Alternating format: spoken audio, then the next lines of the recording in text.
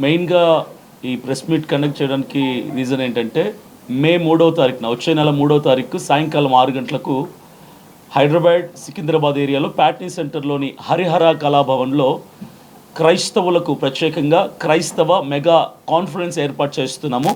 అజయ్ బాబు గారు, నేను కలిసి. సో ఈ మెగా కాన్ఫరెన్స్‌కి హైదరాబాద్ జంటనగర్‌లో ఉన్నటువంటి క్రైస్తవులందరినీ కూడా ఆహ్వానించడానికి ఈ ప్రెస్ మీట్ ద్వారా ఈ యొక్క ప్రెస్ మీట్ అనేది ఏర్పాటు చేయడం జరిగింది. ఈ ప్రెస్ మీట్‌కి ఈ కాన్ఫరెన్స్‌కి క్రిస్టియన్ మెగా కాన్ఫరెన్స్‌కి ముఖ్య అతిథులుగా అభినయ్ దర్శన్ అనే నేను, పాస్టర్ అజయ్ బాబు గారు, ఎక్స్ ఎంపీ హర్ష కుమార్ గారు, వికేఆర్ గారు, అలాగే సువార్త గాయకులు ఏఆర్ స్టీవెన్సన్ గారు పాల్గొనబోతున్నారు. ఇంకా ఇతరేతర పాస్టర్స్ కూడా ఇన్వాల్వ్ అవ్వబోతున్నారు. సో క్రైస్తవులందరికీ మేము ఆహ్వానాన్ని పలుకుతున్నాము. వేలాదిగా తరలిరండి. ఈ యొక్క మీటింగ్ని జయప్రదంగా జరిగిద్దాం.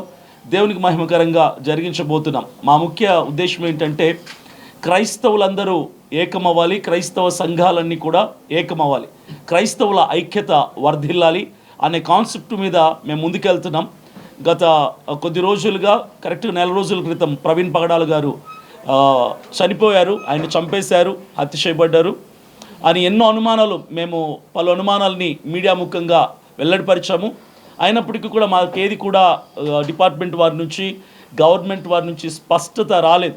ఆ అనుమానాలాగానే ఉండిపోయాయి. ఆ తర్వాత పోస్ట్మార్టం రిపోర్ట్ కూడా ఐజీ గారు, అశోక్ గారు రిలీజ్ చేశారు. అందరూ కూడా drunk and drive and self accident కింద వాళ్ళు అనౌన్స్ చేసినప్పుడు క్రైస్తవులందరూ కూడా దిగ్భ్రాంతికి లోనయ్యారు. ఉద్రిక్తత వాతావరణం నెలకొంది. అయినప్పటికీ క్రైస్తవులందరి యొక్క ప్రేమతత్వం తిరగబాటు కాదు కాబట్టి ప్రేమతత్వం చేత మౌనం వహించి ప్రార్థించే వాళ్ళు ప్రార్థించారు, అరిచే వాళ్ళు అరుస్తున్నారు, న్యాయం కావాలని ప్రయత్నించే వాళ్ళు ప్రయత్నిస్తున్నారు. కేఏ పాల్ గారు, మేము పిల్ వేశాము హైకోర్టులో, రిట్ వేశాము హైకోర్టులో. ఆ ప్రాసెస్ నడుస్తుంది.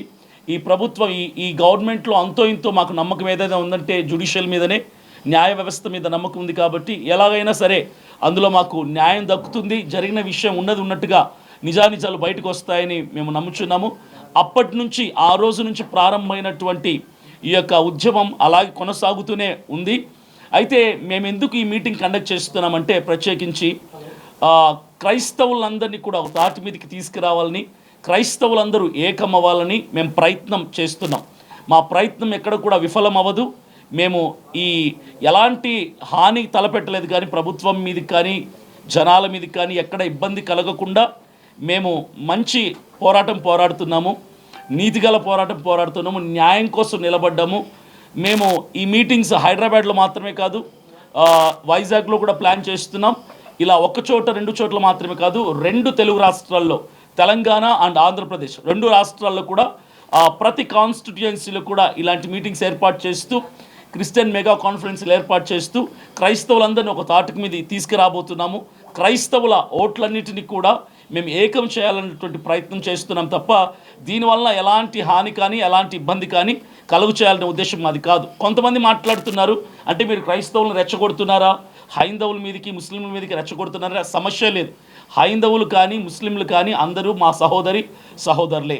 వాళ్ళ మీద ఎప్పటికీ కూడా మాకు ప్రేమే ఉంటుంది.